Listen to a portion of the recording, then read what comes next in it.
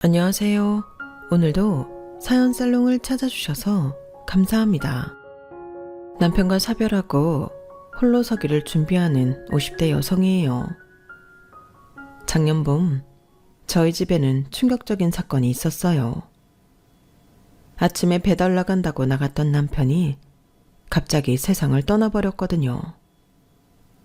느닷없는 남편의 죽음에 황망하기 그지없어서 장례가 끝나고도 한동안 산송장처럼 지냈어요. 제가 쉽게 자리를 털고 일어날 수 있었던 건 가장을 잃은 슬픔보다는 제 남편에 대한 연민 때문이었어요. 우리 부부는 20대 초반에 결혼해 노점 장사를 시작으로 40이 다 되어서야 번듯한 우리 가게를 가질 수 있었어요. 이날 이때까지 남들 다 가는 해외여행 한번 못 가본 채 일만 하며 살았다고 해도 과언이 아니에요. 힘들어도 우리 둘이 쉬지 않고 일을 하면 우리 집을 가질 수 있고 내 자식들을 대학에 보낼 수 있고 돈 걱정 없이 시집장가도 보낼 수 있다는 생각에 앞만 보고 달려온 세월이었거든요. 그런데 이제 어느 정도 살만해지니 세상을 떠나다니 남편 인생이 너무 불쌍하고 가엾더라고요. 이제 돈도 제법 벌었겠다. 좋은 시절 함께 즐기며 살아갈 것만 남았는데 왜 하필 이럴 때 하늘은 내 남편을 부르신 건지 정말 원망스럽더라고요. 그런데 이런 상황에도 시댁 식구들은 어떻게든 자기 주머니를 채우겠다고 남편 몫의 재산을 내놓으라고 생떼를 쓰지 뭐예요. 그간 없이 살 때부터 피라냐처럼 우리 부부한테 달라붙어 돈을 뜯어먹던 인간들이 끝까지 배은망덕한 짓들을 벌이는데 정말 치가 떨리게 싫더라고요. 남편 가고 물 한 모금도 제대로 못 삼키던 저는 악착같이 달라드는 시댁 식구들을 상대할 힘도 없었죠. 그런데 뒤늦게 밝혀진 사망 사유를 듣고 보니 정신이 번쩍 들었지 뭐예요. 남편의 죽음이 마치 내 탓인 것처럼 몰아가며 남편 유산을 뺏어가려고 혈안이 됐던 시댁 식구들은 급변한 상황 앞에 제 눈치를 보게 되었어요. 결국 저는 재산도 지키고 복수까지 할 수 있었죠. 도대체 어떻게 된 상황인지 궁금하시죠? 그럼 지금부터 제 남편의 죽음에 얽힌 사연을 들려드릴게요. 저는 어릴 때 이사를 정말 많이 다녔어요. 모르긴 해도 서울 시내에서 집값이 싸다는 동네는 다 돌아가며 살아본 것 같아요. 무일푼으로 지방에서 올라와 가정을 이루셨던 부모님은 누구보다 열심히 사셨지만 현실은 냉혹했고 생활은 늘 궁핍했어요. 이제 좀 단칸방을 벗어나나 싶으면 부모님 중 한 분이 일자리를 잃게 되고 이번엔 좀 집을 넓혀가나 싶으면 자식이 다쳐서 병원비를 감당해야 하고 정말 보이지 않는 힘이 우리 부모님 두 발을 꽉 붙잡고 앞으로 못 나가게 막는 것만 같았어요. 결국 저희 아버지는 내 집 마련의 꿈을 이루지 못한 채 세상을 떠나시고 말았어요. 아버지가 돌아가셨을 때 제가 17살이었는데 그때 저희 가족은 막 월세를 벗어나 염리동 다세대 주택에서 전세로 살고 있었거든요. 그 집으로 이사 가던 날 방 3개짜리 집으로 간다고 온 가족이 엄청 들떴던 기억이 나네요. 거실 바닥에 신문지를 펴고 5 식구가 둘러앉아 짜장면을 먹으면서 얼마나 좋아했었는지. 지나고 보니 당시엔 그저 평범했던 순간이 시간이 지나 추억으로 남게 되네요. 아버지가 돌아가시고 이듬해 상고를 졸업한 저는 작은 회사에 격리로 들어갔어요. 말이 격리지 온갖 잡일을 다 하는 자리더라고요. 게다가 사무실에서 나이도 제일 어린 막내라서 선배들 심부름까지 도맡아 해야 했어요. 그래도 매달 들어오는 월급이 있다는 사실에 힘든 줄도 모르겠더라고요. 아버지가 돌아가신 이후 어머니 혼자 고군분투하시는 게 너무 안쓰러웠었는데 제가 도움이 된다 생각하니 그렇게 좋더라고요. 게다가 군에서 제대한 오빠까지 취직을 하면서 집안 살림은 전보다 많이 나아졌어요. 공부 잘하는 막내는 대학에 보낼 수 있었을 정도로요. 꼬박 3년을 직장 생활을 한 저는 저희 회사 단골 회식 장소인 갈빗집 사장님 주선으로 만난 남자와 1년 연애 끝에 결혼을 했어요. 남편은 당시 갈빗집에서 정육실장으로 있었어요. 20대 중반에 정육실장을 맡는 건 흔치 않은 경우였어요. 그만큼 실력이 좋다는 얘기였죠. 남편은 집안 사정 때문에 고등학교를 중퇴하고 정육일을 시작했기 때문에 나이에 비해 경력은 꽤 되는 편이었어요. 우리 또래에 중졸은 극히 드문 일이었기에 솔직히 처음엔 남편과의 만남이 탐탁치 않았어요. 갈빗집 사장님이 나를 얼마나 깔봤으면 이런 남자를 소개했을까? 자존심이 상하기도 했고요. 그래도 저희 사장님과 친한 분이 소개하는 거라서 거절할 수 없어서 만나보기로 했어요. 그런데 막상 나가보니까 사람이 순수하고 진실한 것 같더라고요. 여자를 따로 만나본 건 처음이라면서 저랑 눈도 제대로 못 마주치는 모습은 은근히 귀엽기까지 했어요. 참 괜찮은 사람인데 그저 학벌 하나 가지고 내가 색안경을 쓰고 봤구나 싶더라고요. 그래서 편견 없이 만나보기로 했고 그렇게 연애를 이어가다가 결혼까지 하게 되었죠. 저희 집도 그렇고 시댁도 그렇고 형편이 넉넉지 않다 보니 부모님께 기댈 생각은 애초에 하지 않았어요. 그래서 우리 힘으로 월세 단칸방에서 시작하게 되었죠. 박라연 시인의 식구처럼 가끔 전기가 나가도 좋았다고 할 만큼 신혼생활은 달달했어요. 둘 다 좁은 집에서 식구들과 북적이고 살다가 단둘이 살게 되니 기분도 묘하고 뭘 해도 재밌더라고요. 마치 소꿉장난을 하는 기분이었어요. 하지만 그런 신혼의 즐거움은 그리 오래가지 못했어요.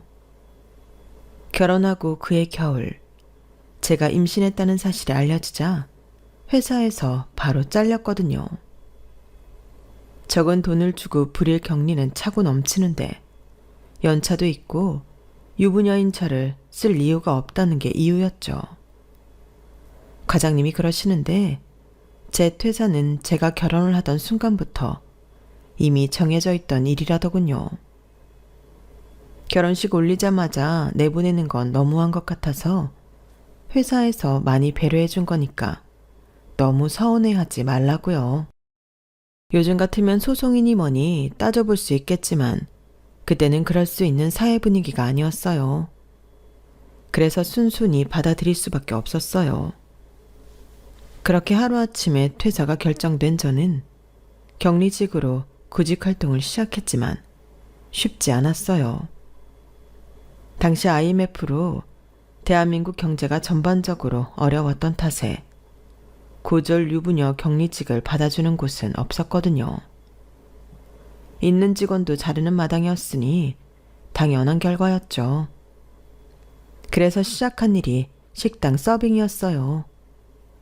경기가 너무 안 좋아서 그나마도 어렵게 들어간 자리였어요. 하지만 그 직장도 안전한 곳은 아니었어요. 경기가 안 좋으니 가게의 손님도 줄어들고 그러니 일손을 줄일 수밖에 없었거든요. 일을 시작한 지 2달여 만에 저는 또다시 실직을 하게 되었어요. 문제는 그 무렵제 남편도 실직하게 되었다는 거예요. 갈빗집 사정이 전보다 많이 안 좋아져서 사장님은 업종을 바꾸셨고 그러다 보니 정육을 맡고 있던 남편이 필요 없어진 거였죠. 하루아침에 부부가 실직을 하게 되자 정말 눈앞이 캄캄하더라고요. 주변에선 사지 욕심 멀쩡한 20대 부부니 뭐든 해서 먹고 살지 않겠냐고들 했지만 젊다고 해서 먹고 사는 게 쉬운 일이 아니라는 걸 모르고들 하는 소리였죠. 게다가 제가 출산을 하면서 돈은 돈대로 들어가고 돈을 벌 일손은 하나 줄게 된 터라 더 암담하기만 했어요. 없는 살림에 애까지 태어나자 남편은 가장의 무게로 많이 힘들었을 거예요. 생각해 보세요. 얼마나 막막하겠어요. 다음 달 월세 내는 것도 막막한 상황에 자식까지 먹여 살려야 했으니까요. 거기다 저는 당장 일을 할 수도 없는 사정이었으니 남편 혼자 세 사람의 인생을 어깨에 짊어져야만 하는 상황이잖아요. 그래도 남편이 나이답지 않게 의젓한 사람이라서 힘든 내색 한번 않고 그 힘든 시기를 버텨내더라고요. 첫 아이의 탄생은 세상 무엇보다 기쁜 일이어야 했지만 당시 우리 부부에게는 기쁨보다는 걱정이 더 컸어요. 그래서 지금도 그때를 생각하면 큰애한테 미안하기만 해요. 우리보다 나은 부모를 만났다면 더 많은 사랑을 받고 자랐을 테니까요.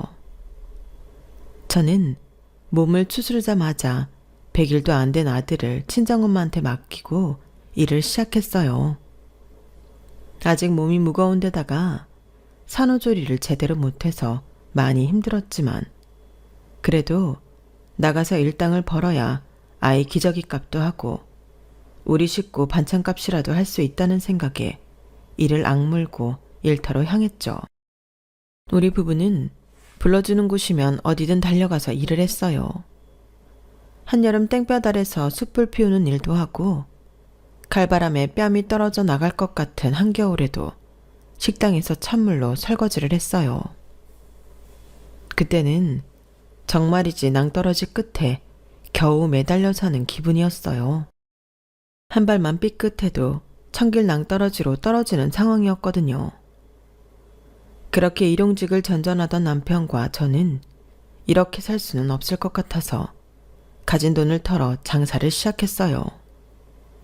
번듯한 식당은 아니고 길거리 포장마차였죠.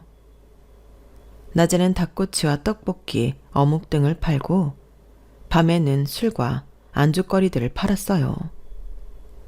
장사가 힘든 건 참을 수 있었지만 그놈의 자리싸움을 하는 게 정말 스트레스더라고요.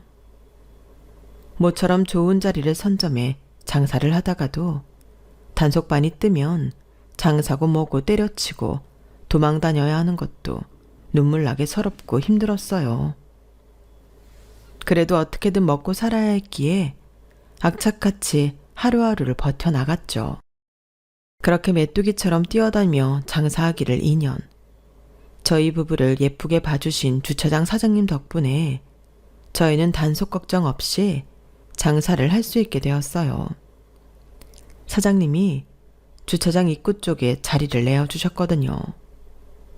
같은 자리에서 단속 걱정 없이 꾸준히 장사를 하게 되자 단골도 생기고 매상도 많이 늘어서 이제야 한시름 놓을 수 있었어요. 그리고 그 무렵 둘째 아이를 갖게 되었어요. 너무 힘든 상황에 첫 아이를 낳았기 때문에 둘째만큼은 생활이 안정되면 가져야겠다고 생각했는데 어쩌다 보니 또 임신을 하게 된 거예요. 우리 살림에 어떻게 애를 둘이나 키우나 싶어 중절 수술을 생각하기도 했지만 남편이 말리더라고요. 낳으면 어떻게든 키울 수 있어. 우리 승우도 그 어려운 상황에 태어났지만 잘 자라고 있잖아. 지금이야 여유가 없어서 힘들긴 하겠지. 그래도 지나고 보면 낳길 잘했다고 생각하게 될걸. 그러니까 허튼 생각하지 말고 낳자. 낳아서 보란듯이 잘 키우자고. 그거야 그렇지만 내가 자리 비우는 동안 자기 혼자 어떻게 장사를 해. 그리고 친정 엄마한테도 애를 둘이나 맡기는 게 미안하기도 하고. 자기 몫까지 내가 열심히 하면 되지. 그리고 장모님께는 당장은 몰라도 우리 형편 좀 나아지면 그동안 못한 효도 제대로 해드리면 되잖아. 지금은 앞만 보고 가자.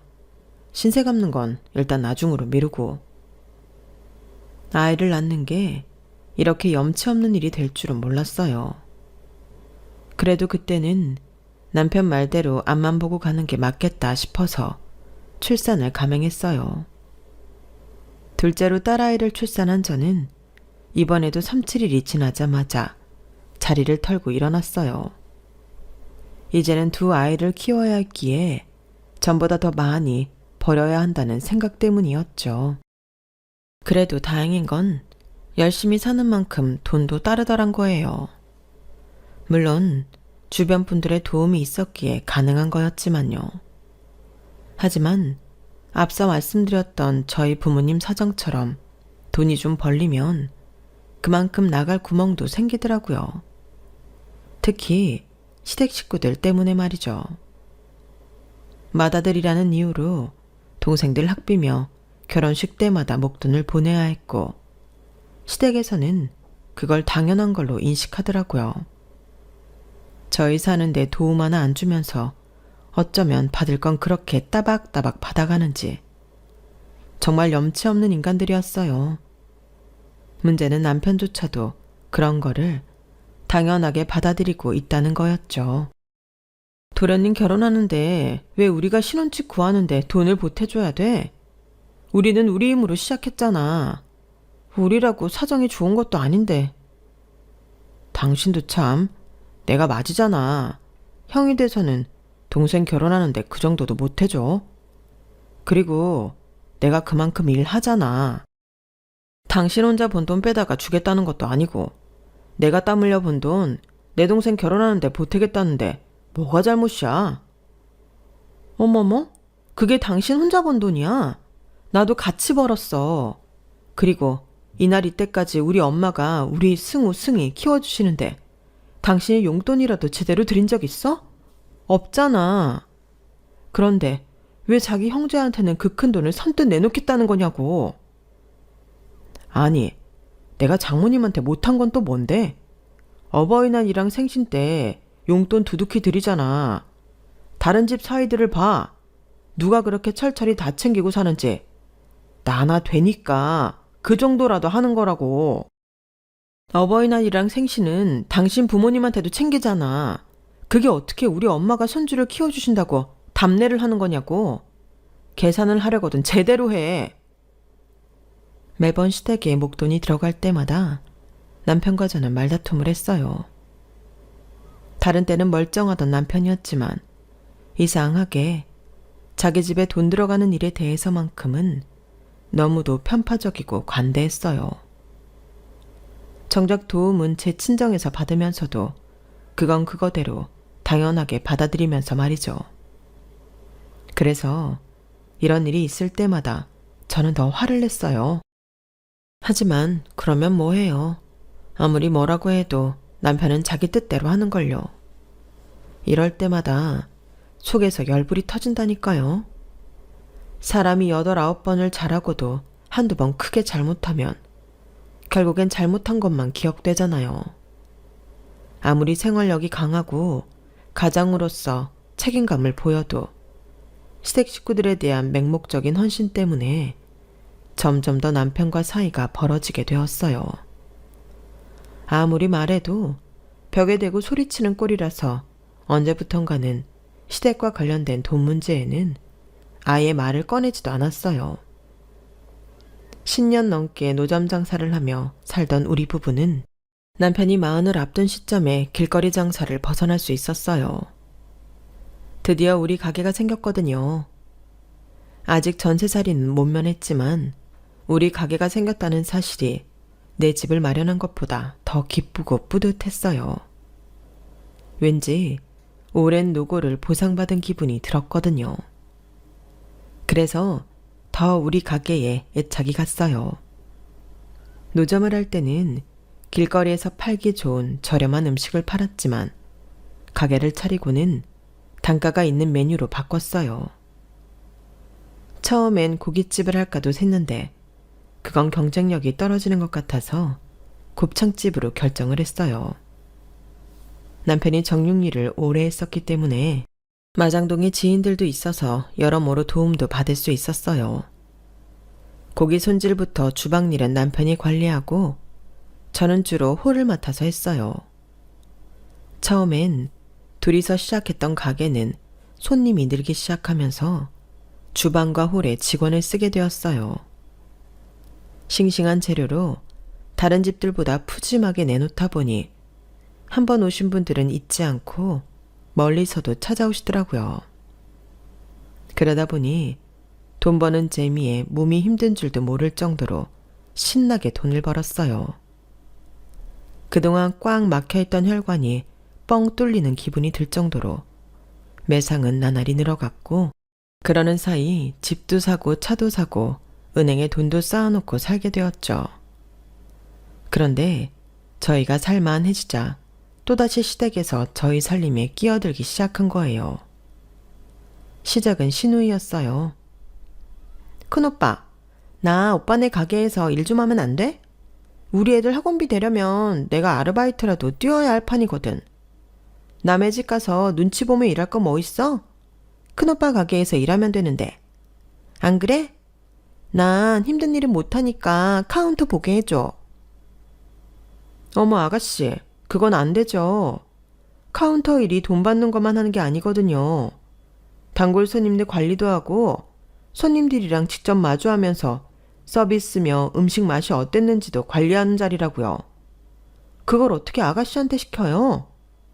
정 하려거든 홀 서빙을 하세요. 올케 언니 말 정말 이상하게 하네요. 언니도 하는 거 내가 왜 못할 거라고 생각해요?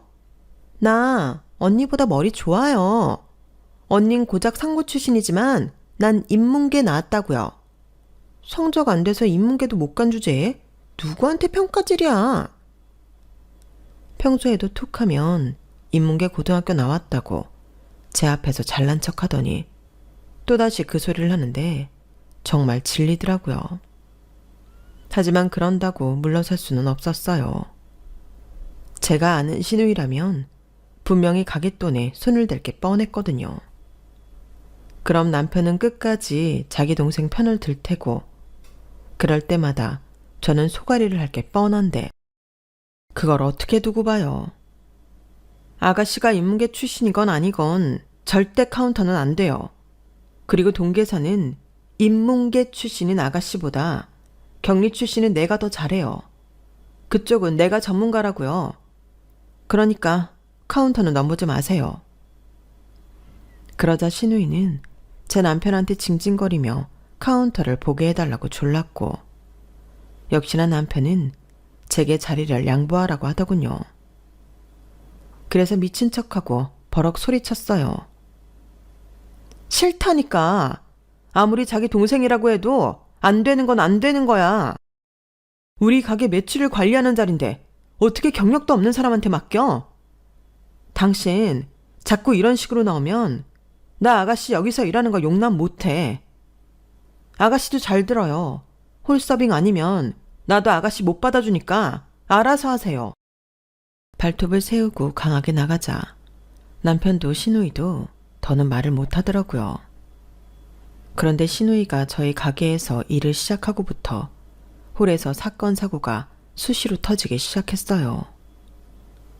주문받는 순서대로 음식을 내줘야 하는데 자기 멋대로 가져다 주지를 않나 엉뚱한 테이블에 갖다 줘서 항의가 들어오기 일쑤였거든요. 거기다 자기 기분에 따라 손님한테 틱틱거리는 통에 제가 나서서 사과를 하기 바빴어요. 그뿐 아니라 홀에서 일하는 직원들하고도 툭하면 말다툼을 해서 직원 관리하는데도 얼마나 힘들어졌나 몰라요. 마치 자기가 가게 주인이라도 되는 양 어찌나 꿀값을 떠는지 제가 봐도 눈꼴 시릴 정도였어요. 그런데도 남편은 자기 동생이라고 편을 드는 거 있죠. 여보, 그냥 아가씨 내보내. 하루가 멀다 하고 직원들이랑 싸우고 사고치는데 나 정말 지쳤어. 손님들한테도 얼마나 말이 많이 나오는 줄 알아? 이러다가 정말 매상 떨어진다고. 이 사람아, 그런다고 동생을 어떻게 내보내.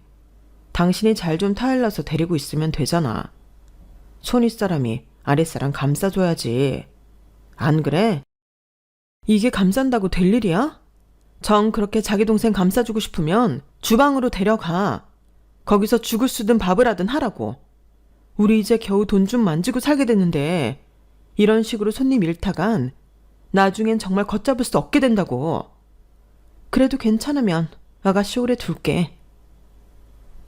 결국 남편은 자기 동생을 주방으로 불러들였어요. 그랬더니 시누이가 울고불고 난리를 치더라고요. 결국 며칠 뒤 시누이는 일을 그만두고 나갔어요. 비위가 상해서 곱창 냄새 맡으며 일 못한다는 게 이유였죠. 그때까지만 해도 잘 됐다고 생각했는데 얼마 뒤 생각지도 못한 일이 생긴 거예요. 남편이 저랑 상의도 없이 가게를 계약하고 온 거예요. 그것도 서울 외곽 쪽에 말이죠. 당신 이게 뭐야? 가게 이전하려고? 그런 거면 나랑 상의는 해야 할 거 아니야. 어떻게 자기 혼자 이런 걸 결정해? 그런 거 아니야. 잘 되는 가게를 왜 옮겨? 우리도 슬슬 분점을 차려야 할 거 아니야. 마침 마땅한 자리가 나왔길래 계약한 거야. 목도 좋고 가게세도 저렴해서 딱이더라고. 남편이 뜬금없이 분점을 내겠다고 한 건 시동생 때문이었어요. 시동생 내외가 부동산 중개업을 하는데 동생네 돈 좀 벌어준다고 계약을 해주고 온 거예요. 상의 한마디 없었다는 거에 화는 났지만 워낙 장사가 잘 되고 있던 터라 분점을 내는 것도 나쁘지는 않다는 생각에 받아들이기로 했어요. 분점을 차리고 나니 남편이 할 일이 배가 되고 말았죠. 한동안 본점과 분점을 오가며 주방 관리를 해야 했거든요. 다행히 몇 년 전부터 주방에 사람을 두고 남편은 관리 정도만 하고 있었기에 본점 장사에는 문제가 없었어요. 그때까지만 해도 저는 남편이 너무 힘들지 않을까? 그 걱정만 했어요. 제가 모르는 곳에서 어떤 일이 벌어지는지도 모른 채 말이죠. 다행히 분점은 오픈을 하고 반년도 안 돼서 자리를 잡을 수 있었어요. 남편이 거의 분점에 살다시피 하며 주방 일을 도맡아 하고 있었기 때문에 잘 될 거란 믿음은 있었지만 이렇게 빨리 자리를 잡을 줄은 몰랐는데 말이죠. 남편이 분점에 가 있으니 나라도 본점을 지켜야 해서 분점은 오픈 때 가보고 이후로 가보지 못했는데 하루는 딸애가 그러더라고요. 엄마도 분점 가봤지? 거긴 완전 형제 식당이더라. 주방은 아빠가 보고 카운터는 고모가 보고 홀 서빙은 작은 아빠가 하던데? 엄마도 알고 있었어? 아니요. 저는 전혀 모르는 사실이었어요. 제가 오픈 때 가봤을 때는 카운터도 그렇고 홀도 다 베테랑 직원이 있었거든요. 그런데 1년도 안 돼서 자기 동생들로 갈아치웠다니 정말 기가 차더라고요. 처음부터 이러려고 분점을 낸 게 아닌가 싶을 정도였죠. 그래서 하루는 연락 없이 분점에 들이닥쳤더니 시누이가 카운터 밑으로 쓱 숨지 뭐예요. 도둑이 재발 저린다고 말이죠. 홀 서빙을 하던 시동생은 되도 않는 거짓말까지 하더라고요.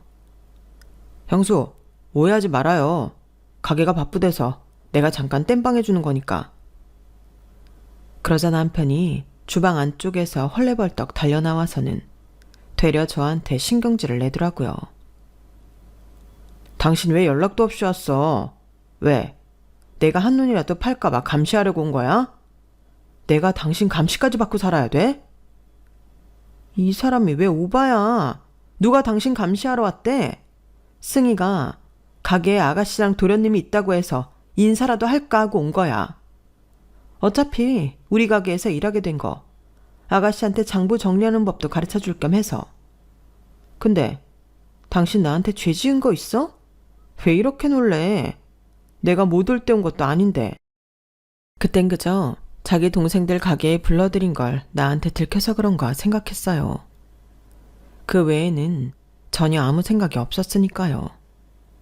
그런데 이미 그때부터 남편은 제 눈을 피해 딴짓거리를 하고 있었던 거예요. 시동생 시누이도 다들 한통속이 돼서는 저만 속이고 있었던 거죠. 그날 제가 분점을 기습한 뒤 남편은 분점 주방에도 실장을 두고 수시로 본점에 들렀어요. 이제 슬슬 분점도 자리를 잡아가고 있어서 그렇다고 했지만 꼭 그런 것만은 아니었어요. 물론 저는 남편의 딴 이유를 알지 못했지만요. 이유야 어쨌든 남편이 일을 줄이는 거에 대해서는 저도 찬성이었어요. 우리 부부도 이제 50이 넘어가고 아들, 딸이 다 시집 장가를 가고 나니 서로의 건강을 챙겨야 할 때라고 생각했으니까요. 여보, 우리도 환갑쯤 되면 가게는 직원들한테 맡기고 가끔 해외여행도 가고 그러자. 그동안 돈 버는 데만 급급해서 남들 다 가는 동남아도 한번 못 가봤잖아.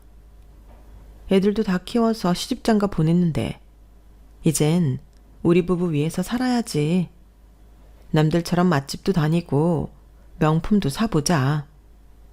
당신 구두도 사고 내 백도 사고 우리도 이제 보란듯이 돈 좀 쓰면서 살아보자고.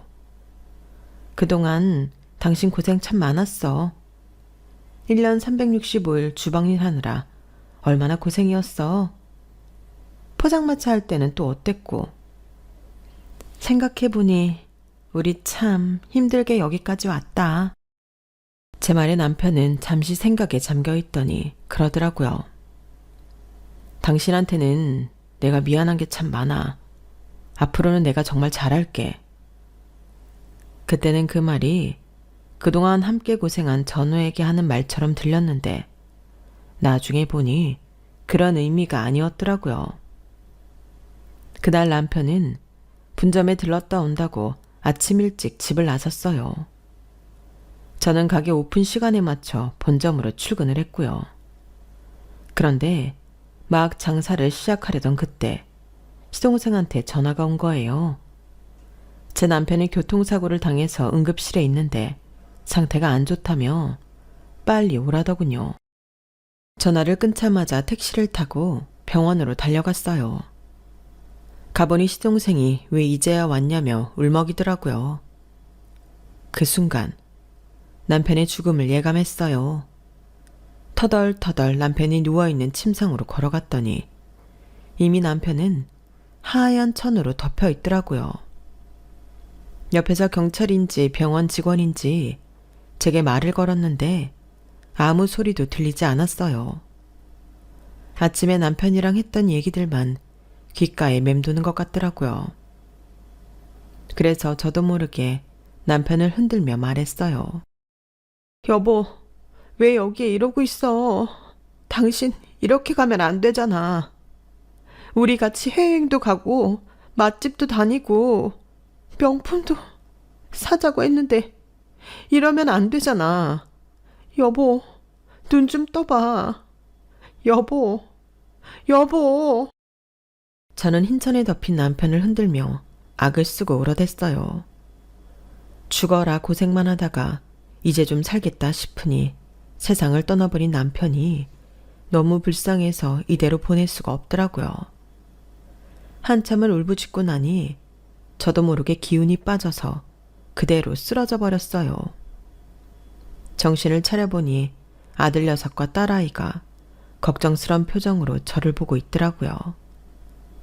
딸아이는 저를 보자마자 끌어안고 펑펑 울었고 아들은 눈물을 참으며 제 손을 꼭 잡고 있더라고요. 시동생이 장례식장을 지키고 있다고 해서 서둘러 아이들과 장례식장으로 내려갔어요. 영정사진 속 남편을 보니 또다시 눈물이 흐르더라고요.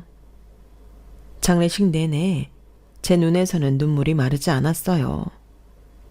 남편과 살아온 시간 동안 내 기억 속 남편은 늘 일에 지쳐있던 모습뿐이라서 더 남편의 죽음이 서글펐던 것 같아요. 이렇게 일찍 갈 거 죽어라 일만 하지 말고 좀 즐기고 살지. 왜 그렇게 미련하게 일만 하다 간 건지 안 됐고 불쌍했어요. 장성한 자식들 덕분에 장례를 무사히 치르고 집에 돌아온 저는 딸아이가 사다 둔 죽도 제대로 넘기지 못할 정도로 몸을 추스르지 못했어요.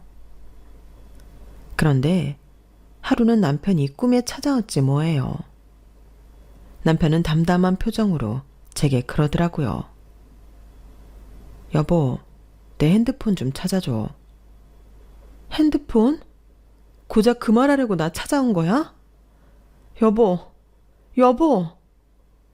꿈에서 깬 저는 잠시 멍한 상태로 앉아 있었어요. 이게 무슨 꿈인가 싶었거든요. 죽은 사람이 꿈에 나와서까지 자기 핸드폰을 찾는 걸 보면 거기에 중요한 뭔가가 있지 않나 싶었어요. 그래서 아들 녀석한테 전화해 아빠 핸드폰은 어디 있냐고 물었더니 사고 후 파손된 차량은 공장에 들어갔고 나머지 소지품은 경찰서에 있다고 했어요. 근데 엄마, 작은아빠랑 고모도 아빠 핸드폰을 찾더라. 장례식장에서 나 보자마자 아빠 핸드폰은 어디냐고 묻던데 거기에 뭐 중요한 거라도 있나? 그래? 안 그래도 내 꿈에 네 아빠가 나와서 자기 핸드폰 어디냐고 찾더라고. 송준아, 너 지금 담당 경찰서 가서 아빠 핸드폰 좀 찾아와. 아무래도 거기에 뭔가가 있는 것 같아. 아니다. 엄마랑 같이 가자. 전화를 끊고 일단 옷부터 챙겨 입었어요. 몇 분 뒤 아들이 차를 끌고 저희 집으로 왔길래 함께 경찰서로 향했죠. 그런데 쉽게 받을 수 있을 것 같던 핸드폰을 조사가 끝난 뒤에야 줄 수 있다고 하는 거예요. 사고 경위 파악이 될 때까지 기다리면 연락을 주겠다고 말이죠. 결국 빈손으로 집에 돌아온 저는 왠지 불안해지기 시작했어요. 남편 핸드폰이 교통사고랑 무슨 관련이 있길래 꼬리에 꼬리를 물고 생각이 이어졌죠. 그런데 다음날 일찍 시동생과 시누이가 찾아왔더라고요. 가게 일 때문에 그런가 싶어 집에 들였더니 글쎄 이것들이 그러지 뭐예요. 형수, 장례도 끝났으니까 이제 슬슬 정리를 해야 하지 않을까 싶어서 왔어요. 사실 형이 살아있을 때 분점은 우리한테 주기로 했었거든요. 형한테 혹시 그 얘기 못 들었어요? 그게 무슨 소리예요? 분점을 왜 도련님이랑 아가씨한테 줘요? 그 가게 여는데 두 사람이 투자한 것도 아니면서. 그리고 난 그이한테 그런 얘긴 들은 적도 없어요. 올케 언니, 언니가 못 들었다고 해서 큰오빠가 한 말이 없었던 게 되는 건 아니죠. 가게 사람들 앞에서 큰오빠가 분명히 말했다니까요. 증인 달하면 될 수도 있어요. 아니, 설사 그이가 그런 말을 했다고 쳐도 말 한마디에 수억짜리 가게를 내주는 게 말이 돼요? 그리고 우리 그이 장례 치른 지 이제 3일 됐어요. 남도 아니고 형제가 죽었는데 어떻게들 이렇게 매정할 수가 있어요? 그간 그이가 당신들한테 어떻게 해줬는데? 형제들 일이라면 간이고 쓸개고 다 빼준 사람한테 어떻게 이래요? 사람이라면 이러면 안 되잖아요. 눈앞에 앉아있는 시누이와 시동생이 인간같이 보이지도 않았어요. 그저 돈에 눈이 먼 괴물들 같더라니까요. 작은 오빠, 내가 이럴 거라고 했지? 그러니까 진작에 각서라도 한 장 받아놓자고 했잖아. 암튼 난 이대로 가게 포기 못해. 소송을 걸어서라도 받아야겠으니까 올케도 그렇게 알아두세요. 형수님, 그건 저도 마찬가지입니다. 저요, 우리 형 가게 순순히 형수한테 안 뺏겨요. 솔직히 우리 형 죽은 거 형수 책임이잖아요. 형수가 우리 못 믿고 형한테 분정 관리하라고 닥달 말 안 했어도 형이 매번 분정까지 왔다 갔다 했겠어요? 형수 욕심이 우리 형 죽인 거라고요. 나 형수가 괘씸해서라도 내 형 몫의 재산 받아낼 겁니다. 내 형 죽인 당신한테 온전히 안 내준다고요. 시동생은 급기야 제가 제 남편을 죽인 거라면서 남편 몫의 재산까지 요구했어요. 말도 안 되는 소리에 골이 다 지끈거리더라고요. 그래서 일단 알았으니 다들 돌아가라고 했어요.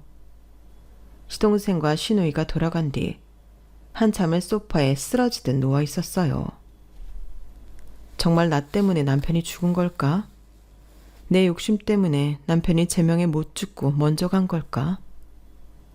마치 모든 게 내 잘못처럼 느껴지더라고요. 그런데 그때 어제 찾아갔던 경찰서에서 연락이 왔어요. 경찰서로 와달라고 하더군요. 아들 녀석을 불러 함께 경찰서에 갔더니 팔에 깁스를 한 젊은 여자가 앉아있더라고요. 여자는 저를 보자 고개를 푹 숙이고는 벌벌 떨었어요. 그때 담당 경찰이 다가와 제게 남편 교통사고의 원인을 설명했어요. 차 안에서 치정 싸움이 있었고 여자 쪽에서 핸들을 꺾으면서 사고가 난 거라고 하더군요. 사고 차량 블랙박스에 메모리가 사라지고 없었어요. 그래서 조사를 해봤더니 사고 지점 인근 CCTV에 이 여자분이 잡히더라고요.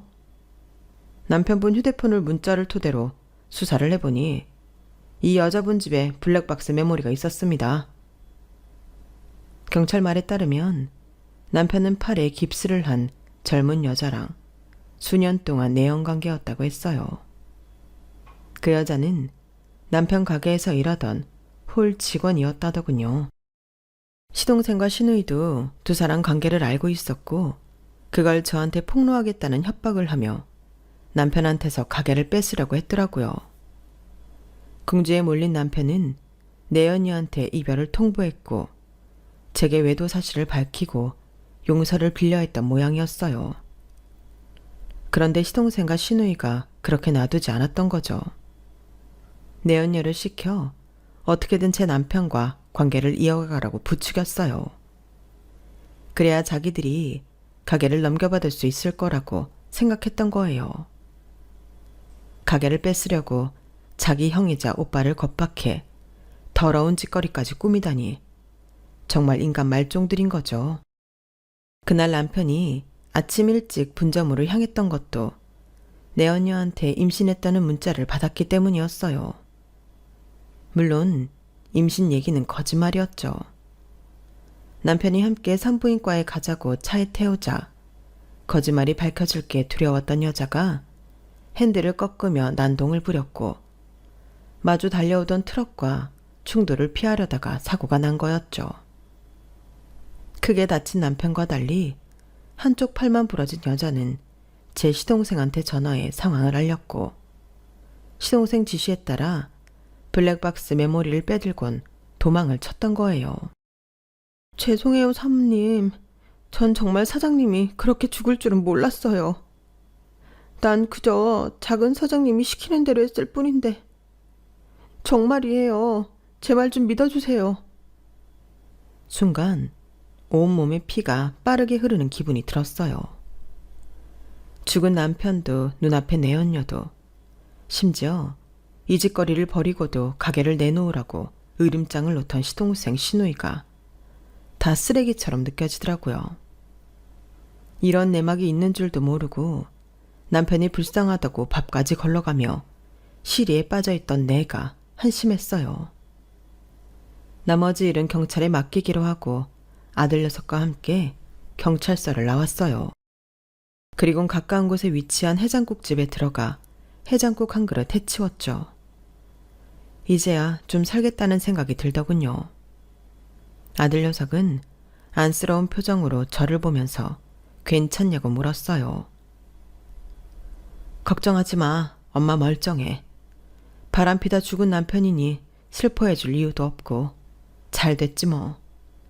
이놈이고 저놈이고 죄다 쓰레기 같은 것들 뿐인데 내가 누구 걱정을 하고 누굴 불쌍하다 생각했던 건지 원. 승우야, 이제 엄마는 다른 사람 걱정 그만하고 내 걱정만 하고 살 거야. 내가 개처럼 번 돈 딴 놈들 손에 들어가기 전에 내가 다 쓰고 죽을 거라고. 100세 시대라는데 앞으로 50년은 더 써야 되니까 펑펑 쓸 수는 없겠지만 그래도 한 번뿐인 인생 충분히 즐기면서 살란다. 그러니까 너도 엄마 재산 탐내지 말고 네가 벌어서 살 생각해. 알았지? 아들 녀석은 피식 웃으며 알겠다고 하더군요. 남편의 핸드폰에 남은 내연녀의 흔적들 덕분에 사고의 진상은 밝혀졌고 시동생과 시누이도 경찰 조사를 받게 되었어요. 특히 시동생은 내연녀를 시켜 블랙박스 메모리를 빼오라고 시키는 등 수사에 방해를 한 점 등이 추가되었죠. 이번 일로 시댁은 아주 아수라장이 되었어요. 동생들이 지 장남을 잡아먹었다고 시어머니가 길길이 뛰고 난리도 아니었죠.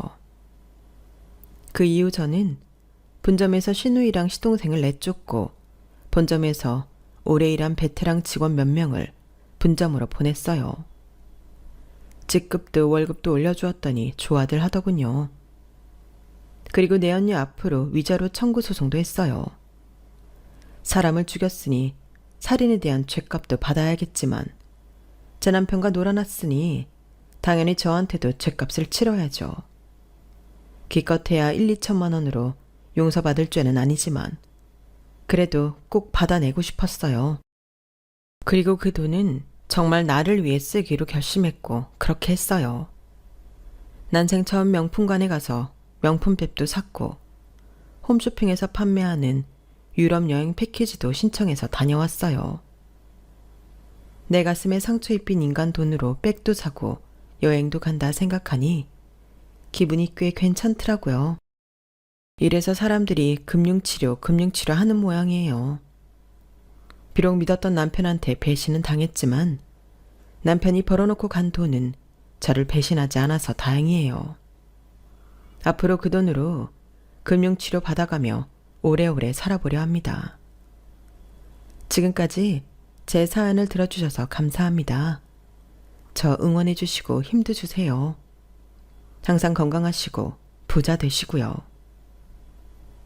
여러분, 사연 댓글에 응원과 현명한 조언 부탁드려요. 좋아요와 구독은 저에게 큰 힘이 됩니다.